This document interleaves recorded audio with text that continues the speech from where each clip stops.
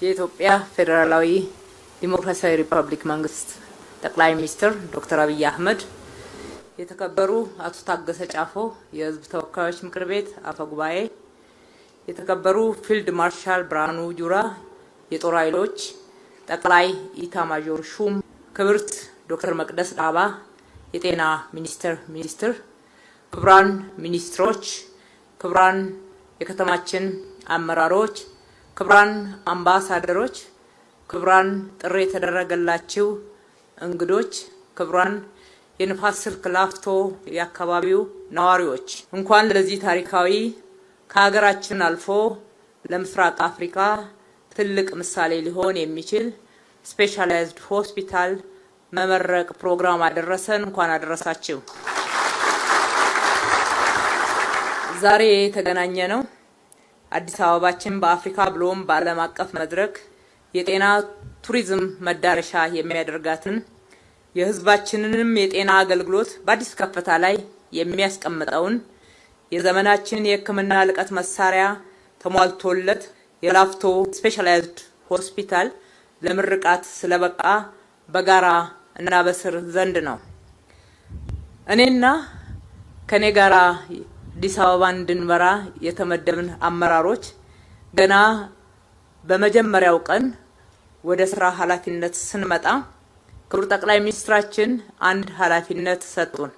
እሱም አዲስ አበባን የጤና ቱሪዝም ማዕከል ለማድረግ ስሩ የሚል ነበር። በሌላ በኩል ይህ ዛሬ የምንገኝበት ቦታ ከለውጡ በፊት ሆስፒታል ለመገንባት 2 ጊዜ መሰረተ ድንጋይ ተቀምጦ ለምርጫ ሲባል ነበርና ሳይገነባ በመቅረቱ የአካባቢው ማህበረሰብ በጣም በመበሳጨት አካባቢውን የየራሳቸው ስራ ጀምረውበት እንደነበረ ነገሩን። ይህ የሆነው 2013 ለመመረጥ ወደዚህ አካባቢ ስንመጣና ህዝቡ ምረጡን ስንል ህዝቡ የነገረን ነው። እዚህ ስፍራ ላይ ሆስፒታል እንፈልጋለን፣ ነገር ግን መሰረተ ድንጋይ አታስቀምጡ፣ ሆስፒታሉን ገንብታችሁ አሳዩን የሚል ቃል አስገቡን።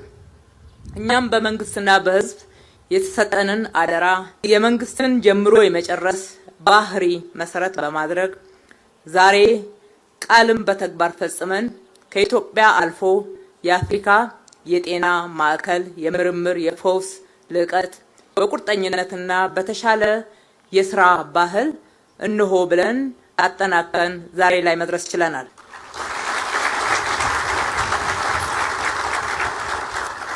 ይህ ሆስፒታል እስካሁን ድረስ በሀገራችን ከምናውቃቸው የተለመዱ ሆስፒታሎች በእጅጉ የላቀ ነው። ይህም በጤናው ዘርፍ የኢትዮጵያን አዲስ የብልጽግና የለውጥ ከፍተኛ የቴክኖሎጂ ምዕራፍ ያበሰረ አንዱ አሻራችን ሆኗል። ክቡር ጠቅላይ ሚኒስትር፣ ክቡራትና ክቡራን፣ ይህ በ5.4 ሄክታር መሬት ላይ ያረፈ 17 ዘመናዊ ህንፃዎችን አስተሳስሮ የያዘ በአንድ ጊዜ እስከ 500 ህሙማንን አስተኝቶ የማከም አቅም ያለው ሆስፒታል ነው። ሆስፒታሉ በአሁኑ ወቅት በሀገራችንም ሆነ በዓለም ላይ በከፍተኛ ሁኔታ እየጨመሩ የመጡትን እንደ ካንሰር፣ የልብ ህመም እና የነርቭ ህመምን ከባድ የጤና እክሎችን ለማከም ልቀትና ጥራት ባለው አገልግሎት ማከም እንዲቻል መሰረተ ልማት የተሟላለት ነው። በመሆኑም የዚህ ሆስፒታል መገንባት ለሕክምና ወደ ውጪ የሚደረገውን ጉዞ፣ እንግልት፣ ወጪ ሊያስቀር የሚችል ነው። የላፍቶ ስፔሻላይዝድ ሆስፒታልን ብቸኛ ልዩ የሚያደርገው በዓለም ላይ ያሉ የመጨረሻ ቴክኖሎጂ ውጤቶችም ሆኑ በሰው ሰራሽ አስተውሎት ወይም አርቲፊሻል ኢንተለጀንስ የሚደገፉ እጅግ የረቀቁ መሳሪያዎች ያሉት መሆኑ ነው። ይህ ማለት በሆስፒታሉ ውስጥ ሁሉም አገልጋዮች ወይም ደግሞ ስፔሻላይዝድ ያደረጉ ባለሙያዎች ያስፈልጉናል ማለት አይደለም። ከውጪ ጭምር በሲስተሙ ሕክምናውን ማገዝ የሚቻልበትና ተቀናይቶ መስራት የሚቻልበትን እድል የከፈተ ነው። መሳሪያዎቹን ጥቂት ለመጥቀስ ያክል ፒቲ ስካን የቅድመ ካንሰር ምርመራ ማሽን በምስራቅ አፍሪካ የመጀመሪያ የሆነ ሰው ሰራሽ አስተውሎት የተገጠመለት የ2026 የመጨረሻው ዲጂታል ቴክኖሎጂ ነው። ሁለተኛው በኢትዮጵያ የመጀመሪያ የሆነ 3 ቴስላ ኤምአርአይ ሂሊየም ትነትን ሙሉ በሙሉ የሚያስቀር ድንቅ መሳሪያ የተገጠመለት መሆኑ ነው። ሶስተኛው ሲቲ ስካን 640 ስላይስ ልብ ለአንድ ጊዜ ምታት ሳትጨርስ ሙሉ ምርመራ በማድረግ ፈጣን ምርመራ የሚያደርግ ቴክኖሎጂ የተገጠመ መሆኑ ነው።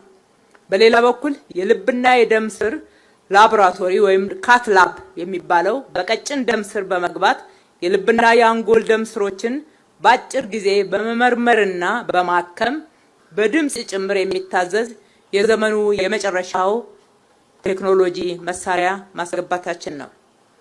ሌላው 3D ማሞግራፊ የጡት ካንሰር በቅድሚያ ለመመርመርና በሁሉም አቅጣጫ የናሙና ምርመራ ለመውሰድ የሚያስችል የረቀቀ መሳሪያንም ማስገባትና ለሆስፒታል ግብአት ማድረግ ችለናል። እንዲሁም ሮቦቲክስ ላቦራቶሪ ሙሉ በሙሉ ከሰው እጅ ንክኪ ነፃ የሆነ የሰውን ስህተት በማስቀረት ፈጣን ጥራቱን የጠበቀ ውጤት የሚሰጥ በሀገራችን የመጀመሪያው የላቦራቶሪ ስርዓትን እውን ማድረግ የቻልንበት ነው። ከዚህም ባሻገር ዘመኑ የደረሰበትን የመጨረሻ ቴክኖሎጂ ውጤት የሆኑ የአልትራሳውንድ የዲጂታል ኤክስሬይ ማሽኖችም ተገጥመውለታል። ክቡር ጠቅላይ ሚኒስትር፣ ክቡራትና ክቡራን፣ ይህ ሆስፒታል ለአሰራር ዘመናዊነትና ለአረንጓዴ ልማት ያለንን ቁርጠኝነት አጣምሮ የያዘ ነው። ሙሉ በሙሉ በዲጂታል ስርዓት የሚመራ ከወረቀት ነፃ የሆነ የኤሌክትሮኒክስ ሜዲካል ሪከርድ ሲስተም ተደርጎለታል። ከዚህ በተጨማሪ በሰዓት እስከ 80 ሜትር ኩብ ድረስ ኦክሲጂን ማምረት አቅም ያለው የሜዲካል ጋዝ ማምረቻ ጭምር ተገጥሞለታል። ይህ ደግሞ ከራሱ አልፎ በየጤና ጣቢያዎቻችን ያለውን የኦክሲጂን እጥረት ለመቅረፍ የሚያስችል እዚህ አምርተን ለጤና ጣቢያዎቻችን ማከፋፈል የምንችልበትን አቅም ፈጥረናል። በብዙ ሆስፒታሎች የሚያጋጥመውን የኢንፌክሽን እና መሰል ችግሮችን ለማስቀረት የሆስፒታሉ ግድግዳዎችና ወለሎች አንቲባክቴሪያል በሆኑ እቃዎች የተገጠሙ ናቸው። ለዚህ ሁሉ አገልግሎት መሳለጥ ያልተቋረጠ ዘላቂ አገልግሎት መስጠት የሚችል የራሱ የሆነ የውሃ ጉድጓድ፣ የፍሳሽ ማጣሪያ ፕላንት እንዲሁም ደረጃውን የጠበቀ 18 አስክሬኖችን ለረጅም ጊዜ በማቀዝቀዣ ማቆየት የሚችል መሳሪያ ጭምር አለው። ክቡራትና ክቡራን፣ ይህ ታላቅ ሜጋ ፕሮጀክት የከተማ አስተዳደራችን ለሕዝቡ ጤና ደህንነትና ክብር የሰጠውን ትልቅ ትኩረት በተግባር ያሳየንበት ነው። ግንባታውም ሆነ የሕክምና መሳሪያው ከውጪ ምንም አይነት ብድርም ሆነ እርዳታ ያልተወሰደበት በከተማው አስተዳደር በጀት የተገነባ ነው።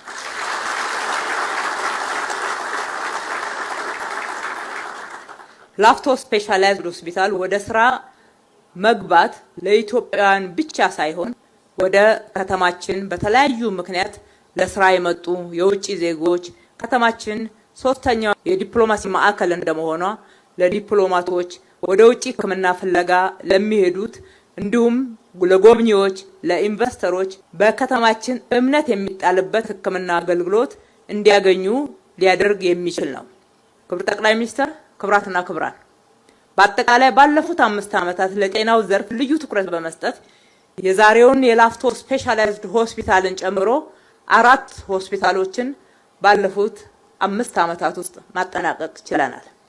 እነዚህም ከላፍቶ ሆስፒታል በተጨማሪ አበበች ጎበና የህፃናትና እናቶች ሆስፒታል፣ የኮልፌ ስፔሻላይዝድ ሆስፒታል ከአንድ ወር በኋላ ክፍት የሚደረግ ይሆናል። የገላን ትራውማ ሴንተር ሆስፒታል ተጠቃሽ ናቸው።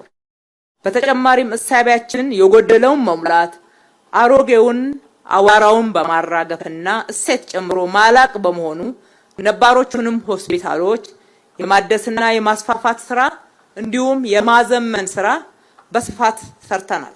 ለአብነትም ዳግማዊ ምኒልክ ሪፈራል ሆስፒታልን በማስፋት አዳዲስ ግንባታዎችን ጨምረንለት የኩላሊት እጥበት፣ የአይን ስፔሻላይዝድ ሕክምና፣ የዲኤንኤ፣ የዶፒን፣ የፎረንሲክ ምርመራ ማዕከል እንዲሆንና እንዲደራጅ በአግባቡ ሰርተናል።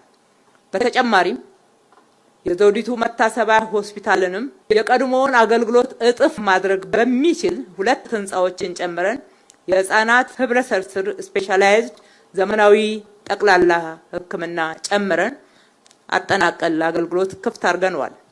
በተመሳሳይ ራስ ደስታ ዳምጠው መታሰቢያ ሆስፒታልንም አገልግሎቱን በእጥፍ ደረጃ ማሳደግ የሚችል ግንባታን ጨምረን ከግንባታ ያለፈ ደግሞ ለሁሉም ለነኚህ ለተጠቀስኳቸው ሆስፒታሎች በነባር ሆስፒታሎቹ የሲቲ ስካን፣ የኤምአርአይ፣ የኦክሲጂን ፕላንት የመሳሰሉት ተጨምሮላቸው እንዲሁም ለዘመናዊ አገልግሎት ብቁ እንዲሆኑ ተደርገዋል።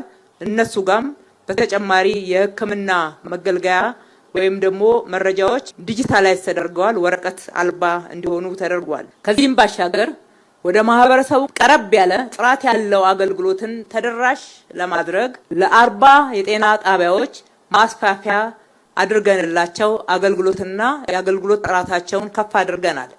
9 የመጀመሪያ ደረጃ ሆስፒታልን የሚመጥኑ አዳዲስ ጤና ጣቢያዎችም ገንብተን ለአገልግሎት ክፍት አድርገን ቀላል የሚባሉ ፕሮሲጀሮችን ጭምር አገልግሎት የሚሰጡ መሆን ደረጃ ላይ ደርሰዋል።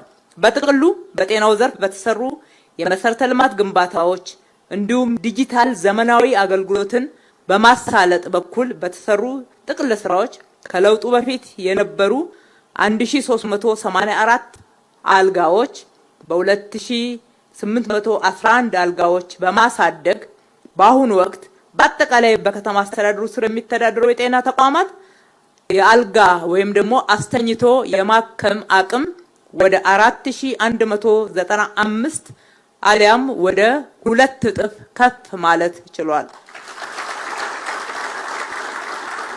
ይህ በዚህ እንዳለ በጤና ፖሊሲያችን እንደተቀመጠው አክሞ ማዳን ብቻ ሳይሆን ዋናው ትኩረት መከላከል ላይ አዲስ አበባን ከብክለት ለመታደግና ለመከላከል ወንዞቻችንን በማጽዳት ጽዱ አረንጓዴ ህፃናት ቦርቀው የሚያድጉባት አካባቢዎችና ሰፈሮችን በመገንባት በቂ ስፖርት ማዘውተሪያዎች የእግረኛ መንገዶችን በማስፋት ለመኖር ምቹ የሆነች ከተማ አድርገን በርካታ ሰፈሮችን መቀየር ችለናል። ይሄ ከጤና አንፃር ትልቅ ትርጉም የሚሰጠው ነው። ሆስፒታሉን መገንባትና በዘመናዊ መሳሪያ ብቻ ማሟላቱ በቂና ተፈላጊ የሆነውን አገልግሎት ይሰጣል ማለት አይደለም።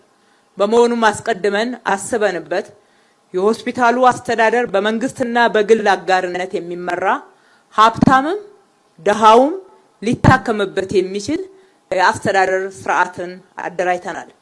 በአጠቃላይ በጤናው ዘርፍ ባለፉት 5 ዓመታት ብዙ ጥራት ማሻሻያ ፕሮጀክቶችን በመተግበር ባከናወናቸው የጤና አገልግሎት ጥራት አመላካች አሃዶችን ስንመለከት በዘላቂ ልማት ግቦች ኤስዲጂ 2030 የተቀመጡ ዓለም አቀፍ ኢላማዎችን ከሚጠበቅብን ጊዜ በፊት ማሳካት ችለናልና እንኳን ደስ ያለን። ይህ ታላቅን ይህንን የምስራቅ አፍሪካ ቁንጮ ተቋም እውን እንድናደርግ ክቡር ጠቅላይ ሚኒስትራችን ዶክተር አብይ አህመድ ለሰጡን የስራ አቅጣጫና የቅርብ ድጋፍ ከልቤ ማመስገን እወዳለሁ። እንዲሁም አብራችሁን ሌት ተቀን ለደከማችሁ ከጉልበት ሰራተኞች ጀምሮ መሐንዲሶች፣ የሕክምና ባለሙያዎች፣ የዲዛይንና ግንባታ ቢሮ፣ የጤና ቢሮ፣ የስራ ተቋራጮች፣ አማካሪዎች እንዲሁም ሆስፒታሉን በአስተዳደር ወይም ደግሞ ኦፕሬሽኑን በማደራጀት በፓብሊክ ፕራይቬት ፓርትነርሺፕ ስራ ውስጥ የተሳተፋችሁ በከተማ አስተዳደሩና በተገልጋዩ ማህበረሰብ ስም ከልቤ ማመስገን እወዳለሁ። ፈጣሪ ኢትዮጵያና ህዝቦቿን ይባርክ። አመሰግናለሁ።